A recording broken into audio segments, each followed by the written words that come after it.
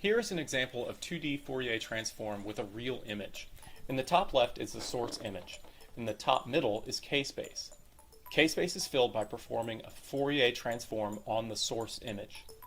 In the top right is the reconstructed image, which is formed by taking the inverse Fourier transform of K-space.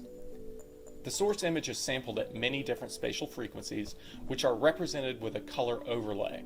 The contribution of that spatial frequency to the image is shown on the bottom in the middle.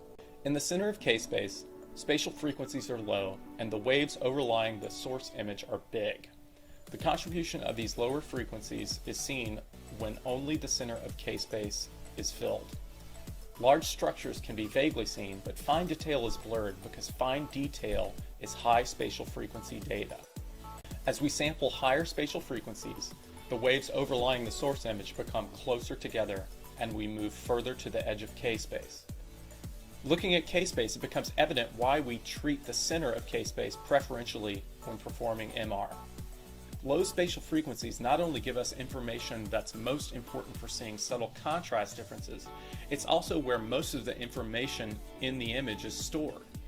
As we move away from the axes in K-space, data becomes very sparse. This is evident in the bottom middle panel that shows the contribution of that spatial frequency to the final image. Near the edges of K-space, the contribution is almost all black. Here's the same image undergoing 2D Fourier transform and then inverse 2D Fourier transform to create a resulting image. In the top left is the source image, in the top middle is K-space. K-space is filled by performing a Fourier transform on the source image, and in the top right is the reconstructed image, which is formed by taking the inverse Fourier transform of K-space. This time, however, K-space is filled from the outside in. High spatial frequencies are sampled first, and then lower spatial frequencies. This shows the difference between the contributions of the periphery and the center of K-space. Note how regions where there is a sharp change in brightness in the source image are first shown in the reconstructed image, and only when the center of K-space is filled do the differences in the brightnesses of larger objects become apparent.